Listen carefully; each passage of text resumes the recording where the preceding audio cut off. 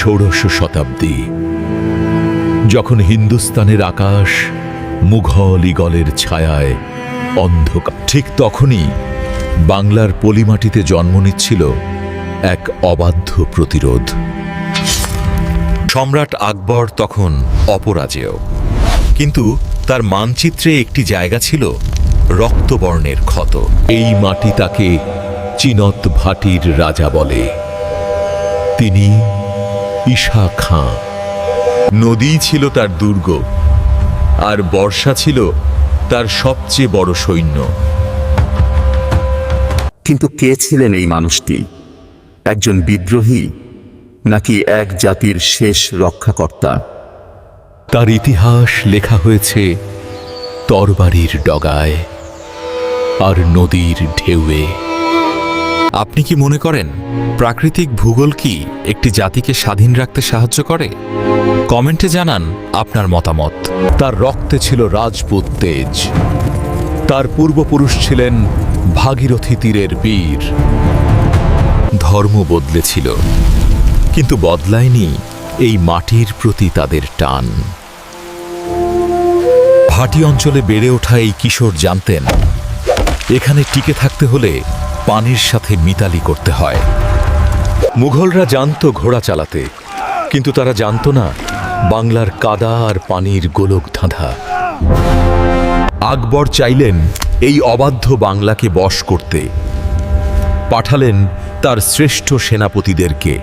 শুরু হলো এক দীর্ঘস্থায়ী সংঘাত, যা বদলে দেবে বাংলার ভাগ্য। তিনি জানতেন মুঘলদের সাথে সম্মুখ যুদ্ধে জেতা অসম্ভব। তাই তিনি বেছে নিলেন অগোচরে আঘাত করার কৌশল, হিট অ্যান্ড র্যান। রাতের অন্ধকারে তিনি হয়ে উঠতেন এক অদৃশ্য আতঙ্ক। বাংলার প্রতিটি নদীপথ ছিল তার মুখস্থ। তিনি জানতেন জোয়ার ভাটার হিসাব। আপনার কি মনে হয় গেরিলা যুদ্ধই কি বড় সাম্রাজ্য ঠেকানোর একমাত্র উপায়? বাংলার সুলতানরা যখন ক্ষমতার লড়াইয়ে ক্লান্ত, তখন দেশ ছিল অরক্ষিত।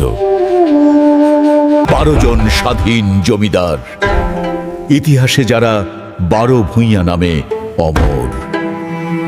তাদের এক সুতোয় বাঁধলেন ঈশা খাঁ, গড়ে তুললেন এক শক্তিশালী জোট। গড়ে তুলো হলো এক নৌবাহিনী, যা ছিল মুঘলদের কল্পনার বাইরে। লোহা আর ঘাম দিয়ে তৈরি হচ্ছিল বাংলার স্বাধীনতার বর্ম। 1575 সাল তুকারয়ের যুদ্ধ মুঘলদের জয় দিলেও বাংলা জয় করতে পারেনি। প্রকৃতি যখন ঈশা খাঁর পক্ষে, তখন সাম্রাজ্যবাদী শক্তি অসহায়। বাংলার উন্মত্ত নদীগুলো মুঘল রণতরীকে গিলে খেতে শুরু করল। তিনি জানতেন মুঘলদের দুর্বলতা। তারা স্থলে বাঘ, কিন্তু জলে ছিল নিরুপায়। এখানে ধর্ম ছিল গৌণ, দেশের মাটি ছিল মুখ্য। হিন্দু মুসলিম কাঁধে কাঁধ মিলিয়ে লড়ছিল। এই সাম্প্রদায়িক সম্প্রীতি কি আজকের দিনে আমাদের জন্য বড় শিক্ষা নয়? সোনারগাঁও হল তার ক্ষমতার কেন্দ্রবিন্দু, বাংলার গৌরবের রাজধানী। একদিকে যুদ্ধ, অন্যদিকে সুশাসন। ঈশা খাঁ ছিলেন একজন দক্ষ প্রশাসক, কিন্তু বিপদ ঘনিয়ে আসছিল। আকবর তার সবচেয়ে বিশ্বস্ত বন্ধুকে পাঠালেন বাংলায়, অম্বরের রাজা মান সিংহ, মুঘল সাম্রাজ্যের শ্রেষ্ঠ তলোয়ারবাজ। শুরু হতে যাচ্ছিল ইতিহাসের এক মহাকাব্যিক সংঘাত। মানসিংহ এসেছিলেন ঈশা খাঁকে শিকল পরাতে, কিন্তু তিনি কি জানতেন কার মুখোমুখি হচ্ছেন? বাতাসে তখন বারুদের গন্ধ, বাংলার আকাশ মেঘাচ্ছন্ন। মানসিংহ নাকি ঈশা খাঁ? আপনার বাজি কার ওপর? কমেন্টে লিখুন। 11 সিন্ধুর দুর্গ, ব্রহ্মপুত্রের তীরে, যেখানে ইতিহাস থমকে যেয়েছিল। দুই বিশাল বাহিনী মুখোমুখি, একদিকে মুঘল আভিজাত্য, অন্য পক্ষে বাংলার অদম্য জেদ। রক্তপাত এড়াতে তারা এক অনন্য সিদ্ধান্তে পৌঁছালেন। এক বনাম এক দ্বৈরথ, দুই মহাবীরের শক্তির পরীক্ষা। তলোয়ারের ঝংকার যেন আকাশের গর্জনকে হার মানাল। হঠাৎ মানসিংহের তলোয়ার ভেঙে দুটুকরো হয়ে গেল। মৃত্যফু তখন তার শিয়রে, কিন্তু ঈসা খাঁ আঘাত করলেন না। তিনি ছিলেন প্রকৃত যোদ্ধা। তিনি নিজের তলোয়ার বাড়ায় দিলেন শত্রুর দিকে। বললেন, নিঃশস্ত্রকে আঘাত করা বাংলার রীতি নয়। মুঘল সেনাপতি স্তম্ভিত হয়ে গেলেন। এমন বীরত্ব তিনি আগে কখনো দেখেননি। আজকের যুগে কি এমন যুদ্ধের নৈতিকতা কল্পনা করা যায়? সেই মুহূর্ত থেকে শত্রুতা রূপ নিল এক অলিখিত শ্রদ্ধায়। মানসিংহ ফিরে গেলেন। তিনি সম্রাটকে বললেন, এই ভূমি জয় করা সম্ভব নয়। বাংলার মাটিকে সেদিন রক্ষা করেছিল তলোয়ার নয়, বরং এক বীরের আদর্শ।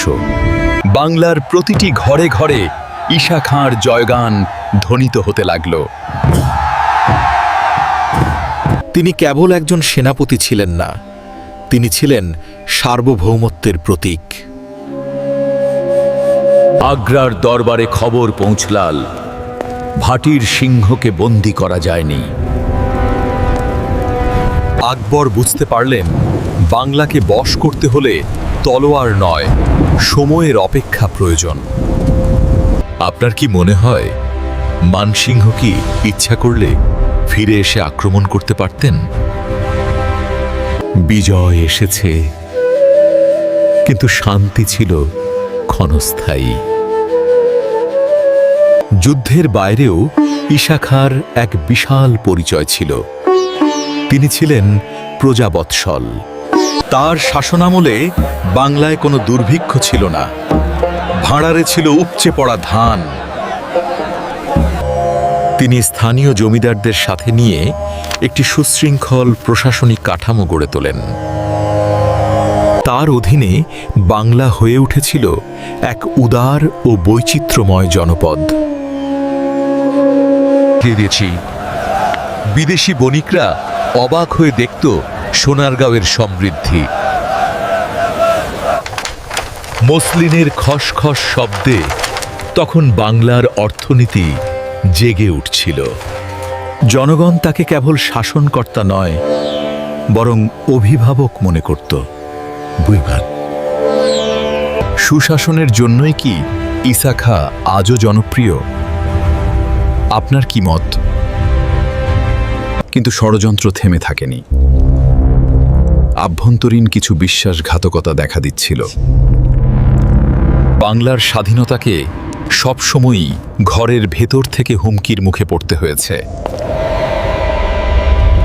সময় কারো জন্য থেমে থাকে না। ভাটির সিংহ ক্রমশ ক্লান্ত হয়ে পড়ছিলেন। বছরের পর বছর যুদ্ধ আর অস্থিরতা তার শরীরে ছাপ ফেলেছিল। তিনি জানতেন, তার পরবর্তী প্রজন্মকে এক বিশাল পাহাড় সমান চ্যালেঞ্জ নিতে হবে। মুঘলরা কেবল সুযোগের অপেক্ষায় ছিল, সিংহের চোখ বন্ধ হওয়ার অপেক্ষায়। উত্তরাধিকার কি সবসময় যোগ্য হয়? মুসা খাঁ কি পারবেন তার পিতার মান রাখতে? 94-99 সাল বাংলার আকাশে এক বিষণ্ণতার ছায়া নেমে এলো।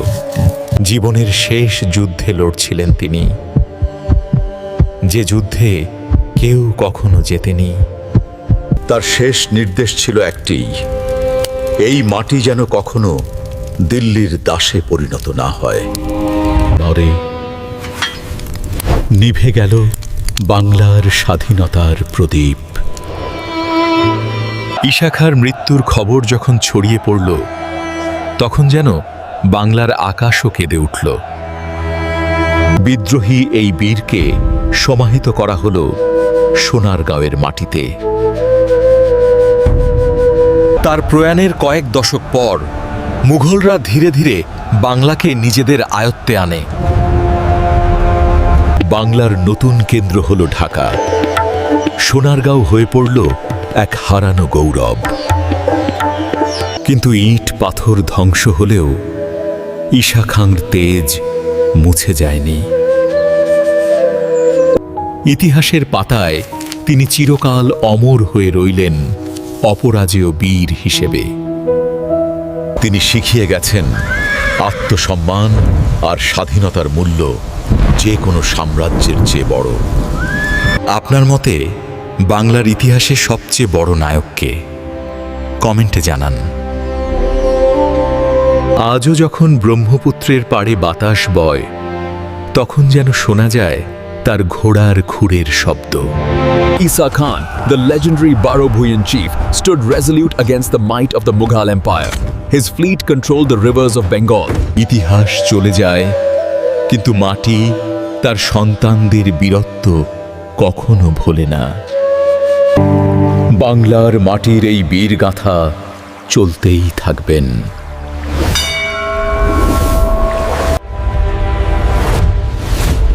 বাংলার আত্মা, বাংলার অহংকার। সাবস্ক্রাইব করে আমাদের সাথেই থাকুন এমন আরও অনেক অজানা ইতিহাস জানতে।